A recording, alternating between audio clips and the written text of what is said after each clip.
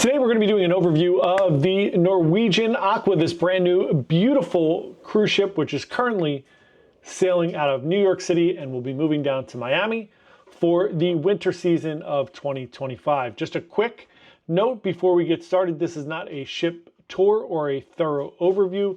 This is going to be kind of a big picture overview of the cruise ship to give you an idea of what's on it and maybe check out and see if this is a good ship for you to sail on.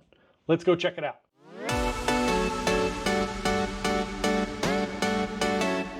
Hey everyone, John here from Byte Size Cruises. Welcome back to the channel. Today we're talking all about the NCL Aqua. I'm going to be going on this ship in just a few days. So every time before I go on a cruise, what I like to do is I like to do a lot of research about the ship, dig into it, figure out where some things are and what's going on in the ship. And the goal of this video is to help you do the same. So if you're wondering how new is the ship, how big is it, where are things located, what's available for me to do or to try, that's what we're going to handle today. So this is a brand new, beautiful cruise ship that just debuted a few months ago here in 2025. It is 156,000 gross tons. It holds 3,571 guests at double occupancy. That means if every room was full with 2 people, that's how many people be on the ship. The actual occupancy varies a lot, because it could be more than that. If there are 3 or 4 people in some rooms, it could be less than that. If there's 1 person in some rooms, just giving you an idea. The overall length of the ship is 1,056 feet. It is 133 feet wide at its max width, and there are 1,597 crew members on board. First up, let's talk about the types of cabins that are on board this ship. You have a lot of variety on board of most Norwegian cruise ships. So on this ship, you have a studio room, which is a room for 1 guest. Those guests get access to the studio lounge, where there is coffee, tea, water, iced tea, a bunch of different things that are available pretty much 24 hours a day, even some cookies. You can hang out in there and you get to meet other people, go to dinner with them, experience life a little more as a group if you were solo, if you want to, or you can just be by yourself. Next up, we have interior cabins, no windows in those rooms. Ocean view cabins where you get a picture window or a round porthole. Balcony cabins where you get to step out and get some fresh air. Club balcony suites, which kind of are balcony cabins that give you just a few more amenities than a standard balcony cabin. You then have some suites, and of course, the Haven. The Haven is the ship within a ship concept that Norwegian has pioneered. You have your own bar, you have your own restaurant, your own pool, your own sun deck, tons of things going on there in the Haven. It is really beautiful. Next up, let's talk about all the specialty dining that is on board and all of the included dining on board so you can learn a little bit more about this amazing ship. First up, let's talk about standard dining. So when we talk about standard dining on board Norwegian, you are going to have quite a few options, which is really nice. One, you're going to have Hudson's. This is at the back of the ship on deck 7. This is a main dining room, meaning it's open for breakfast, lunch, and dinner on specific days. Breakfast pretty much every day, dinner pretty much every day, lunch on sea days. So when you look at Hudson, they have floor-to-ceiling windows. It is a beautiful dining room in the back of the ship. One of my favorite included food options on any cruise line from a beauty standpoint. Really, really nice. You have the Commodore room, yet another of the main dining rooms. This is on deck 6 towards the back of the ship. Obviously, we talked about the Haven restaurant. That is considered included since if you are in the Haven, you don't pay any extra for that. Obviously, only available for Haven guests. You have the local bar and grill, which is located on deck 8 midship, and this is available 24 hours a day. It is a classic kind of pub fare restaurant. You can get hot dogs, fish and chips, a Reuben, pretzel bites, desserts, you name it, and they're open for breakfast, lunch, and dinner. Even late night, 2, 3 in the morning, whatever you need. It is really cool in here. You have the left side, which is kind of like the bar pub area, and then the right side, which you could actually sit down and have a meal. Also included, Indulge Food Hall. This is a new food truck concept that Norwegian launched on Prima and Viva, and now it comes to Aqua, and it will be on Luna as well. This is much larger than the previous iterations of this. There are basically a number of restaurant concepts within this little area. It is almost like a fancy food truck buffet.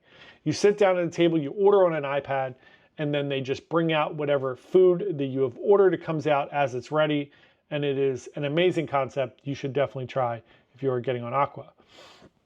Last but not least, you have the Surfside Cafe and Grill. This is your buffet on board of the ship. It is much smaller than most of the normal cruise ship buffets because of all the other complimentary options. This is open for breakfast, lunch, and dinner on deck 17. Next up, let's talk about specialty dining. Norwegian does an amazing job on specialty dining and just the amount of options. If you are into specialty dining, which means you pay extra for these, you have Sukhothai, which is a brand new Thai concept on this ship. It is on deck 17. You have Palomar, again on deck 17, which is a Mediterranean restaurant. Le Bistro, French cuisine on deck 7. Hasuki, which is your teppanyaki grill on deck 6. Cagney's, classic steakhouse on deck 7. Onda by Scarpetta, which is an Italian restaurant on deck 8. Nama Sushi and Sashimi on deck 7, obvious. Los Lobos, which is Mexican on deck 7 as well. These are great. Actually, Los Lobos is on 8. My apologies. These are a lot of great options. If you really, really enjoy specialty dining, highly recommend checking some of these out. They are very, very fantastic. And I don't think they're overpriced. Generally, they're around 40 to 60 per person. But the meals are elevated, so if you want to get away from that standard cruise food, you can do that. Or with all the included options, you don't even need to try those if you don't want to. Next up, let's talk about some of the bars that are on board of this ship. There are a lot of options here. You have the Bullseye Bar, which is up on deck 18, which is kind of like your gaming area up there. Belvedere Bar outside the Commodore room, which is the restaurant, on deck 6. The Luna Bar on deck 8.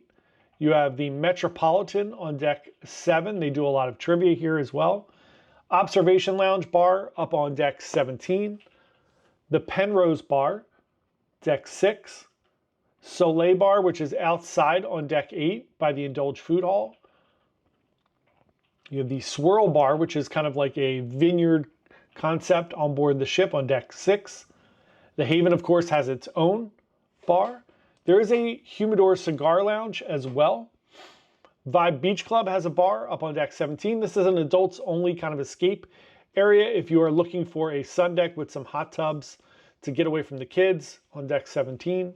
You'll head to the Vibe Beach Club. It is an extra cost, but it is the only kind of adults only space on the ship.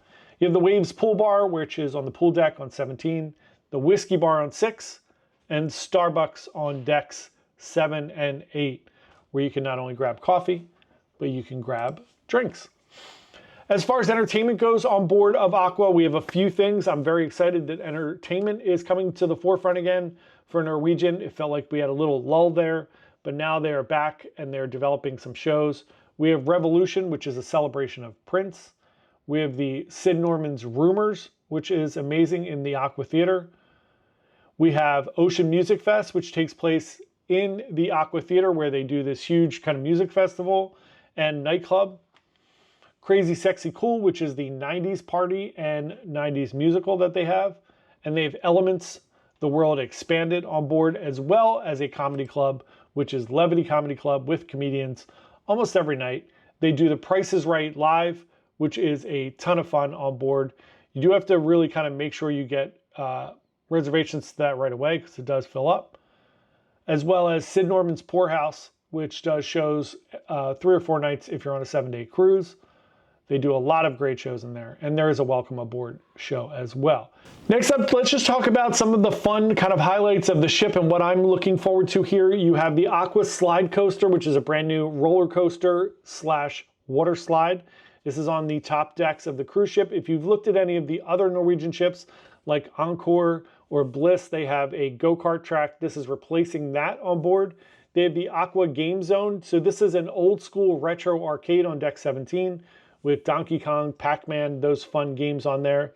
There is a glow court where you can play basketball and sports things kind of late at night, and it's all glowed out at night. It looks normal during the day. It's on deck 20.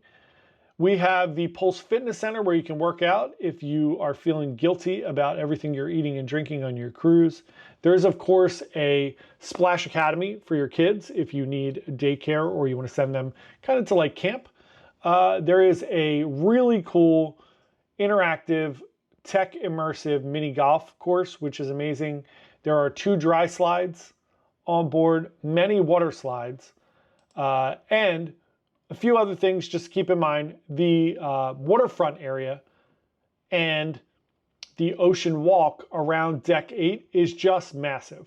So if you're looking for more kind of views of the ocean, you want to stay outside on your cruise, this is a perfect place for you. There are infinity pools. There are so many areas like sun deck areas on deck 8. So not only do you have the pool deck, you have this other massive deck area on deck 8. There's outdoor dining on deck 8. Just a ton of fun things to do. And as I mentioned before, you do have the observation lounge, which is floor to ceiling windows, just sprawling views as you're cruising away. I'm really looking forward to going on this ship. There are so many things that I want to see how they kind of improved on the design of Prima and Viva. It's a very similar design, just a little bit larger, and they kind of spaced out some things, which I love. So I'm looking forward to that. If you have any questions about Aqua, or there's anything you would like me to film or take a look at while I'm on board, please comment below and we will do that. Thanks so much for watching. Have a great day and happy cruising. Bye.